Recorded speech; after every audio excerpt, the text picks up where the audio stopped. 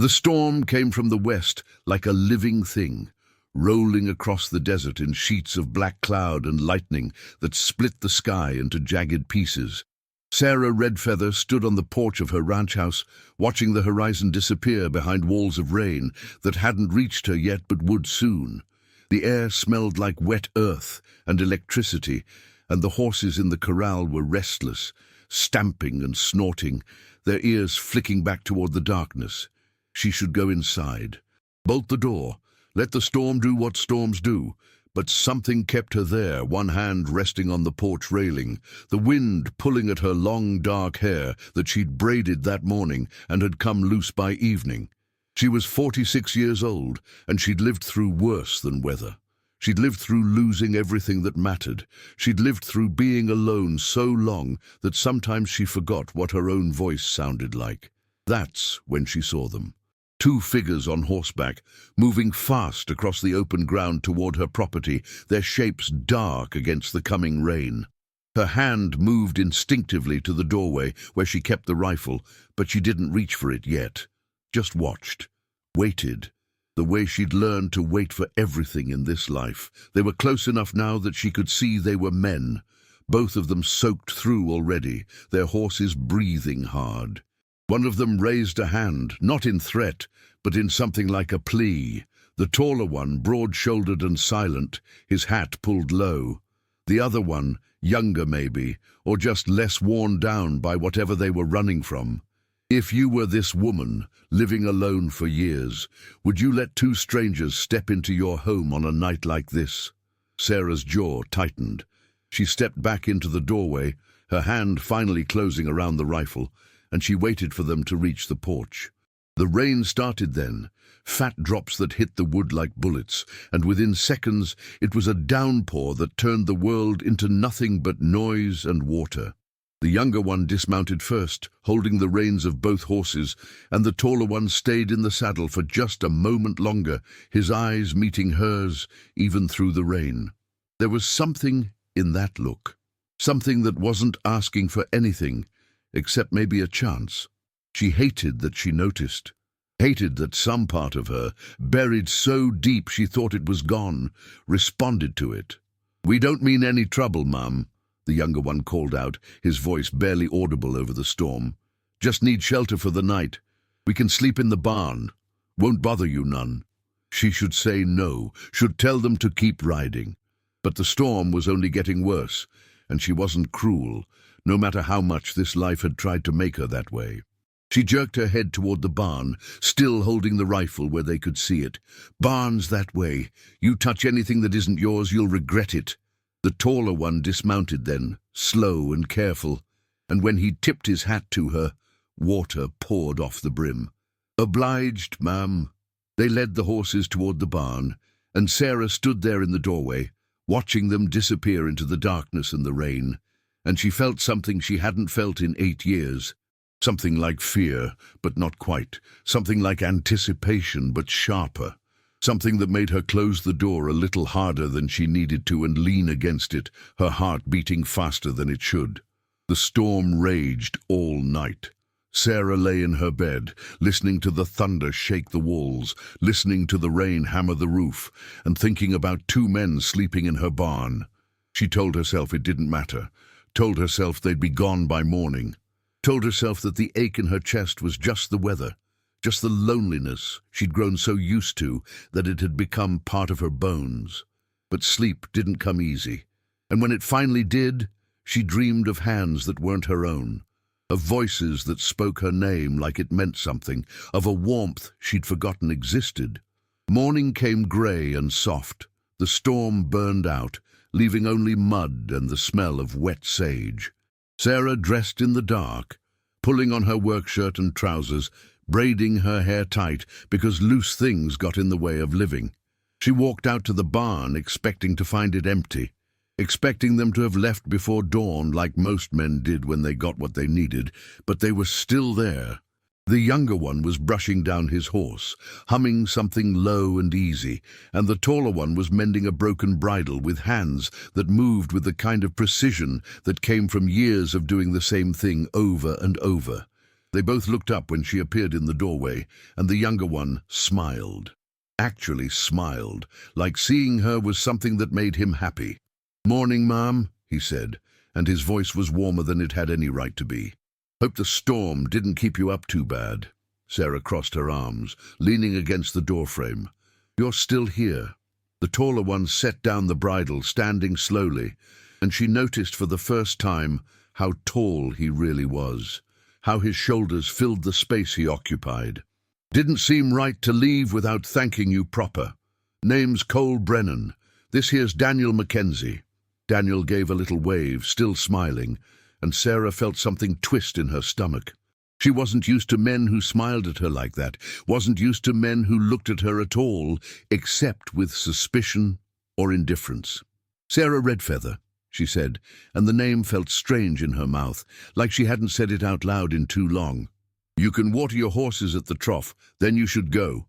Cole nodded, but he didn't move yet.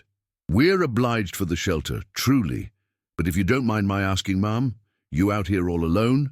Her spine stiffened. "That a problem for you?" "No, ma'am," Cole said quietly, and there wasn't any judgment in his voice, just something that sounded almost like concern. "Just seems like a hard life is all." She almost laughed. Almost. "Life's hard everywhere, Mr. Brennan. I manage." Daniel stepped forward then, brushing hay off his shirt, and his eyes were bright, earnest. "We saw smoke from the Carson Ranch about 10 miles south. Looked like trouble. You hear anything about that?" Sarah's jaw tightened. She had heard. The Carson widow had been run off her land 2 weeks ago by men working for a railroad baron named Granger, who wanted to lay tracks straight through the valley.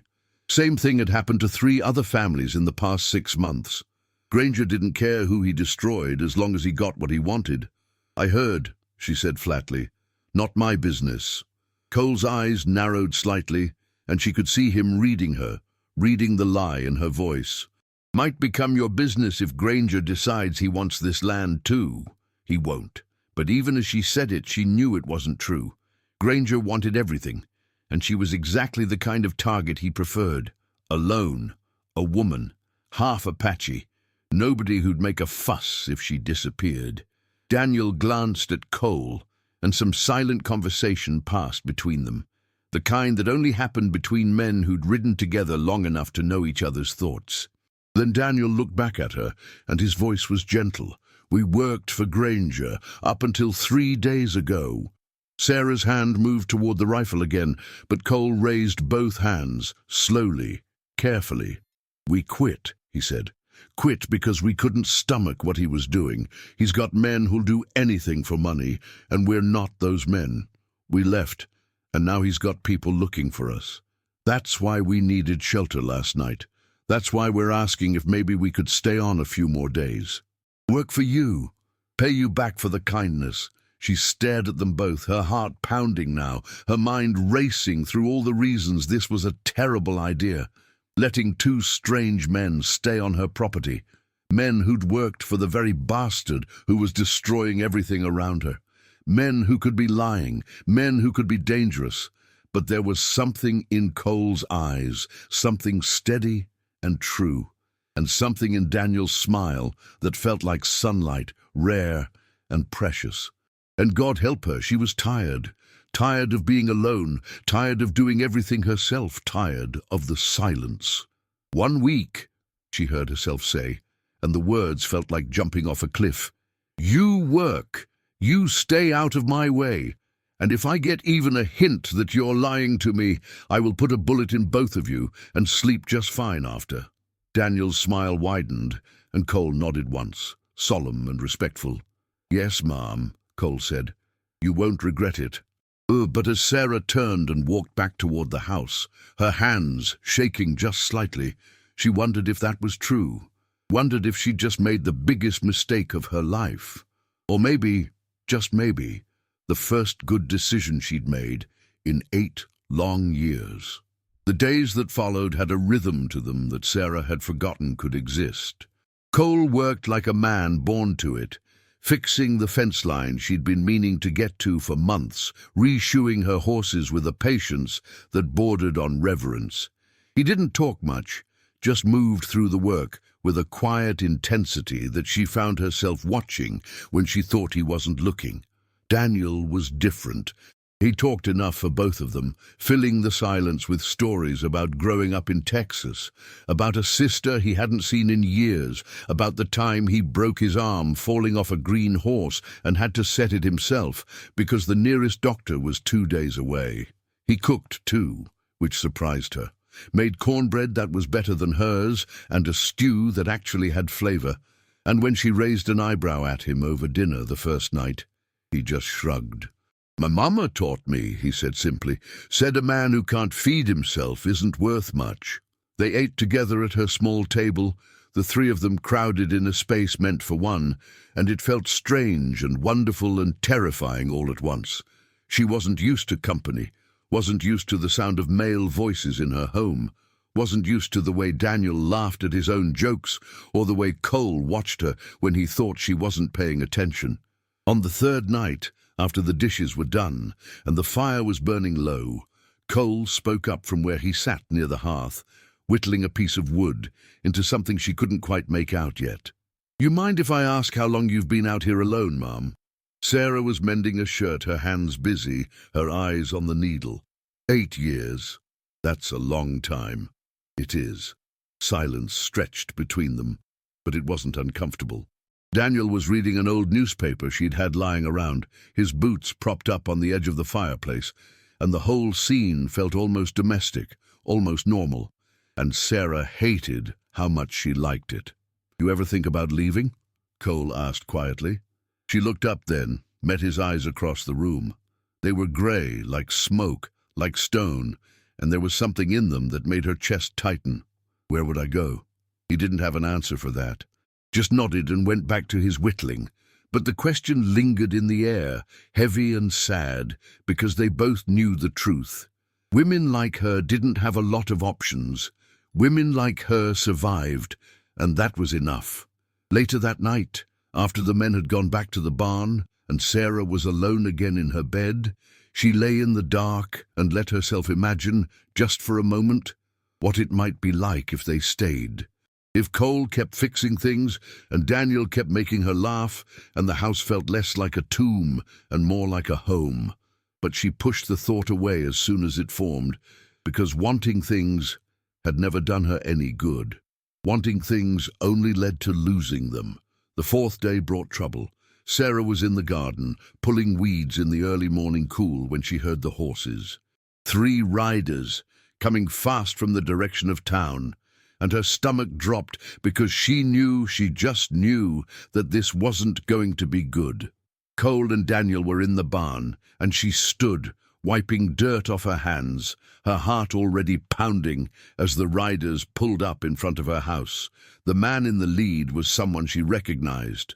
Hank Walters, one of Granger's hired guns, a man with mean eyes and a meaner reputation. "Morning, Sarah," Hank said, tipping his hat with a smile that didn't reach his eyes. "Heard you got some company out here." She didn't answer, just stared at him, her jaw set. "We're looking for 2 men," Hank continued, his hand resting casually on his gun. "Cole Brennan and Daniel Mackenzie. You seen them?" Sarah's mind raced. She could lie, could tell them to get off her property. But before she could say anything, Cole stepped out of the barn, Daniel right behind him, and the air changed, got heavier, got dangerous. "We're right here, Walters," Cole said, his voice low and steady. "No need to bother the lady." Hank's smile widened. "Well, well, Mr. Granger's been looking for you boys. Says you owe him for leaving in the middle of a job." "We don't owe him a damn thing," Daniel said, and his voice had lost all its warmth. "We quit. That's not a crime." "Depends on who you ask," Hank said, and his hand twitched toward his gun. Sarah moved before she thought about it, stepping between the riders and her barn, her voice sharp and cold. "You're on my property. You've got no business here." Hank's eyes shifted to her, and the look in them made her skin crawl. "This ain't your fight, Sarah. You stay out of it and nobody gets hurt." "She said get off her property," Cole said, and he moved closer, his hand near his own gun now, and Sarah could feel the violence about to erupt, could feel it like static in the air before lightning strikes. Hank stared at Cole for a long moment, then at Sarah, then back at Cole. Finally, he spat into the dirt and pulled his horse around. "Mr. Granger don't forget," he said, "and he don't forgive. You boys made a mistake, and the lady here just made one too, harboring you. We'll be back." They rode off, and Sarah stood there, her whole body shaking now, adrenaline flooding her system, and when Cole put a hand on her shoulder, gentle and steadying, she almost jerked away. Almost, but she didn't. She let him touch her, and God, it had been so long since anyone had touched her with kindness that she felt tears prick at her eyes. "I'm sorry," Cole said quietly. "We brought this to your door. We'll leave." "No." The word came out stronger than she expected. She turned to look at him, then at Daniel, who looked stricken, guilty, and she realized that she didn't want them to leave. "Not now. Not like this. No. You stay. We figure this out together." Daniel's face lit up with something like relief, and Cole's hand tightened on her shoulder for just a second before he let go. "Yes, ma'am," he said. "Together." And in that moment, standing in her dusty yard, with the sun beating down and the threat of violence hanging over all of them, Sarah Redfeather felt something crack open inside her chest, felt the first fragile shoots of hope breaking through 8 years of frozen ground. That night they didn't sleep. Instead, they sat around the table and made plans. Cole talked about Granger's men, how many there were, what they were capable of. Daniel talked about the railroad, about the routes Granger wanted, about why this land mattered so much to him, and Sarah talked about the valley, about the families who'd been driven out, about the anger she'd kept bottled up for so long because there was nobody to share it with. "We can't fight them head on," Cole said, leaning back in his chair, his eyes tired. "Too many of them. Not enough of us." "So what do we do?" Sarah asked, and she hated how small her voice sounded. Daniel reached across the table, and his hand covered hers, warm and solid, and she froze, stared at their hands together, felt her pulse spike. "We make them think twice," Daniel said softly. "We make noise, get other folks involved. Granger's only powerful because people are too scared to stand up to him. But if enough people push back, he'll have to back down." Cole nodded slowly. "It's risky, but it might work." Sarah looked at Daniel's hand still covering hers, and she felt something shift, felt the wall she'd built start to crumble. She turned her hand over, palm up, and laced her fingers through his, and the intimacy of it, the simple human connection, made her chest ache. "Okay," she said. "We try it."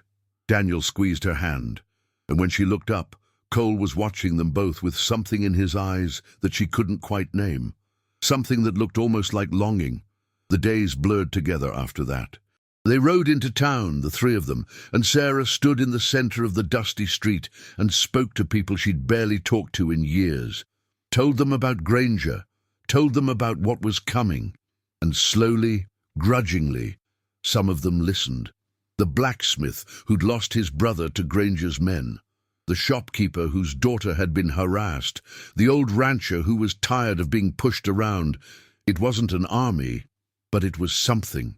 And through it all, Cole and Daniel stayed close. Cole, who watched over her like she was something precious, who fixed things around her house without being asked, who stood between her and danger without hesitation.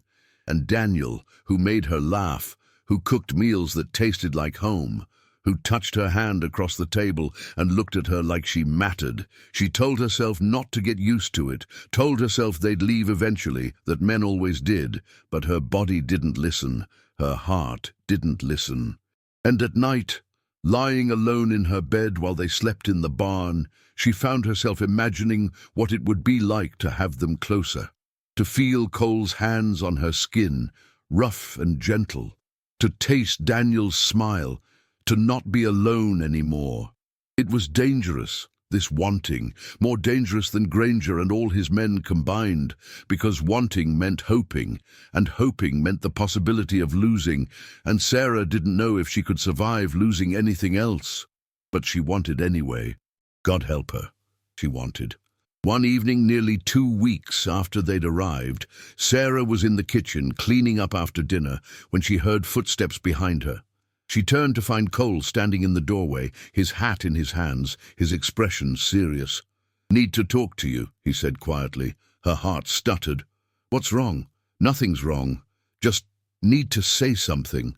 She dried her hands on a towel, waiting, her pulse too fast.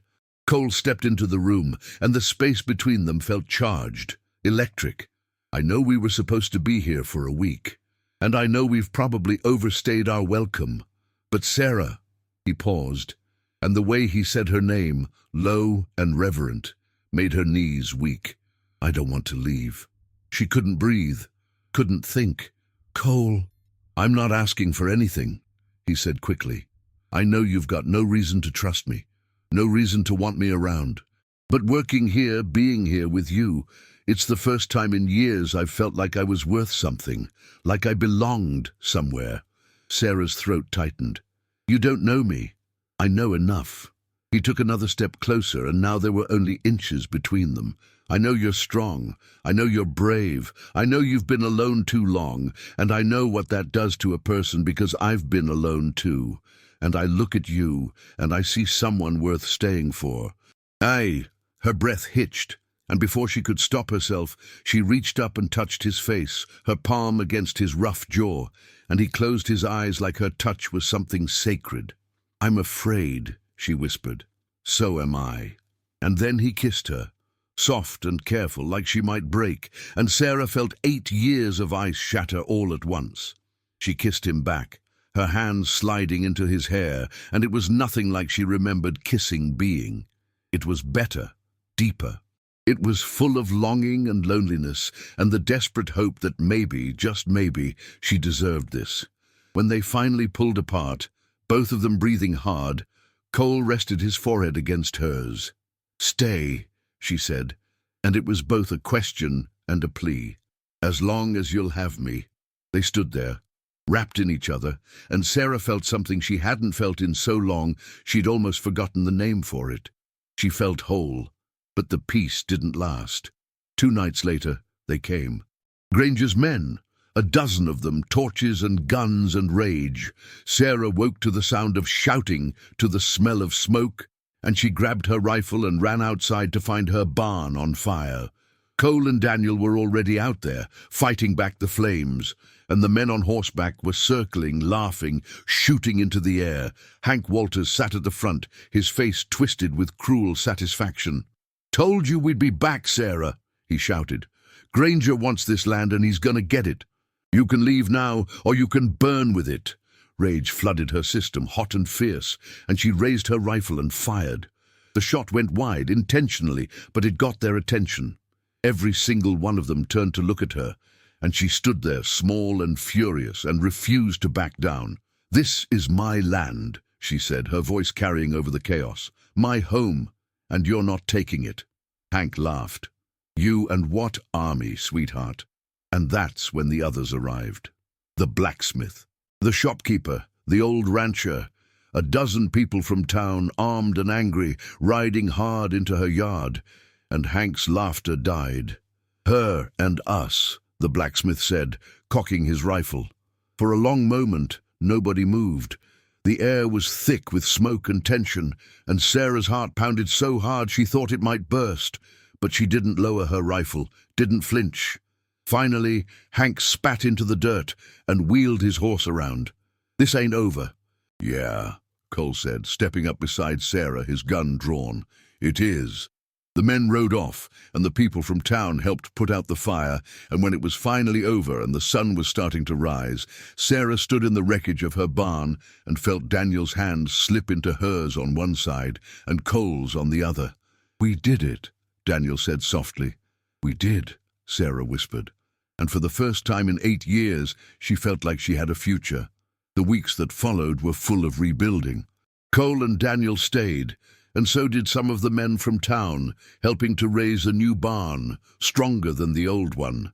Sarah worked alongside them, and at night she fell into bed exhausted and happy, a feeling so foreign it almost scared her. Cole kissed her often now, in quiet moments, his hands gentle on her face, his eyes full of something that looked like love. And Daniel, sweet Daniel, made her laugh, and held her when she cried, and told her stories until she fell asleep with her head on his shoulder. She didn't know what this was, this thing between the three of them. Didn't know what to call it, but she knew it felt right. Knew it felt like coming home after a lifetime of wandering. One night, when the barn was finished and the danger had passed and the valley was quiet again, Sarah stood on her porch and looked out at the land she'd fought so hard to keep. Cole came up behind her, wrapping his arms around her waist, and she leaned back into him, feeling safe and cherished and seen. "You thinking about the future?" he asked, his voice a low rumble against her ear. "Maybe," she said. "You?" "All the time." He pressed a kiss to her temple. "And every time I do, you're in it." Her eyes stung with tears, but they were good tears, the kind that came from too much feeling, too much hope. Daniel appeared in the doorway, smiling that warm, beautiful smile of his, and he walked over and took her hand, bringing it to his lips. "We belong here," he said simply, "with you." And Sarah, who had been alone for so long, who had built walls so high she thought nothing could ever break through, let herself believe it. Let herself hope. Let herself love. "Yeah," she whispered, looking between the two men who had walked into her life during a storm and decided to stay. "You do." The desert wind blew soft and warm, carrying the scent of sage and rain, and Sarah Redfeather closed her eyes and felt, for the first time in 8 long years, like she was exactly where she belonged. The months turned the valley green, then gold, then the quiet brown of winter approaching. Sarah's ranch became something it had never been before, alive with voices, with laughter, with the steady rhythm of work shared between 3 people who had become something more than friends, more than partners. They were family in the way that mattered most, the way that was chosen. Cole built a new room onto the house, his hands sure and skilled with hammer and saw, and nobody talked about why, but Sarah knew that the barn had stopped being enough, knew that the distance between them at night had started to feel wrong. Daniel planted a garden twice the size of her old one, and together they harvested vegetables she'd never thought would grow in this harsh soil. And he taught her things her mother's people had known, but that the boarding school had beaten out of her memory. They didn't talk about what they were to each other, didn't put words to the way Cole's hand would find hers while they worked, or the way Daniel's eyes followed her across a room, warm and steady and full of devotion. Didn't name the nights when she found herself standing between their beds, unsure, aching, wanting something she was still too afraid to reach for. But the wanting grew. It filled the spaces between words, hung heavy in the air when Cole's fingers brushed her shoulder, when Daniel's laugh made her chest tight with something that felt dangerously close to joy. Winter came slow and cold, and with it came the kind of intimacy that happens when people are forced close by necessity. The 3 of them huddled near the fire at night, sharing warmth, sharing stories, sharing silence that didn't feel empty anymore. Sarah mended clothes while Cole whittled, and Daniel read aloud from books he'd brought from town, his voice turning even the simplest words into something beautiful. One night, when the wind howled outside and the fire burned low, Daniel set down his book and looked at her with an intensity that made her breath catch. "Can I ask you something, Sarah?" She nodded, not trusting her voice. "Do you ever regret it, letting us stay?" The question hung there, vulnerable and raw, and Sarah set down her mending, her hands suddenly shaking. She looked at him, then at Cole, who had stopped whittling and was watching her with those smoke-grey eyes. "No," she said, and her voice cracked on the word. "No, I don't regret it. I regret that it took me so long to let myself—" She couldn't finish, couldn't say what she meant. But Cole stood, crossing to her, and he knelt in front of her chair, taking her hands in his. "Let yourself what?" he asked gently. "Feel this," she whispered. "Want this. Want you both." The confession hung in the air between them, terrifying and freeing all at once. Daniel moved closer, sitting on the arm of her chair, his hand coming to rest on her shoulder, warm and grounding. "We want you too," Daniel said softly. "We have since the beginning, but we didn't want to push. Didn't want to make you feel like you owed us anything." "You don't owe us anything," Cole echoed, his thumbs stroking over her knuckles. "But if you're saying what I think you're saying—" "I'm saying I'm tired of being afraid," Sarah said, and the words came out stronger now, surer. "I'm saying I want to stop pretending that this is temporary, that you're temporary. I'm saying I want you to stay, both of you, for good." Cole's face transformed, something fierce and tender crossing his features, and Daniel's hand tightened on her shoulder. And then Cole was standing, pulling her to her feet, and Daniel was there too, and they were all three tangled together, arms around each other, and Sarah was crying. But it was the good kind of crying, the kind that came from finally letting go of all the loneliness she'd carried for so long. "We're not going anywhere," Cole murmured against her hair. "We're home." That night, Sarah didn't sleep in her bed alone. She lay between them, Cole's arms solid around her waist, Daniel's breath warm against her neck, and she felt safer than she'd ever felt in her life. They didn't do more than hold her, didn't push for anything she wasn't ready to give, and somehow that made it even more powerful, made her feel cherished instead of used. Made her feel like maybe she deserved softness after all the years of hardness. Spring came with wildflowers and new foals, and a letter from town saying that Granger had given up on the valley, moved his railroad plans south, where there was less resistance. It felt like a victory, small but real. And they celebrated with a meal that Daniel cooked and Cole toasted with whiskey he'd been saving. Sarah stood on her porch that evening, watching the sunset paint the desert in shades of orange and gold, and she felt Cole come up behind her, his presence familiar now, comforting. "Happy?" he asked. She leaned back against him, his arms coming around her, and she smiled. "Yeah, I am." "Good." He pressed a kiss to the top of her head. "You deserve to be." Daniel joined them, leaning against the porch railing, his eyes soft as he looked at them both. "We should do something. Mark this. Make it official somehow." Sarah raised an eyebrow. "Official how?" Daniel shrugged, a little sheepish. "I don't know. Something that says this is real, that we're choosing this. Choosing each other." Sarah thought about it, thought about what that would mean, and she realized that she wanted it too, wanted something that felt permanent, that felt like a promise.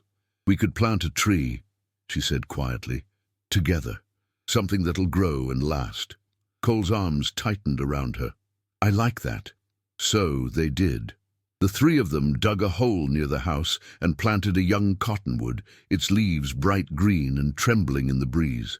They stood around it, hands touching, and Daniel said a prayer in Spanish that Sarah didn't understand but felt anyway.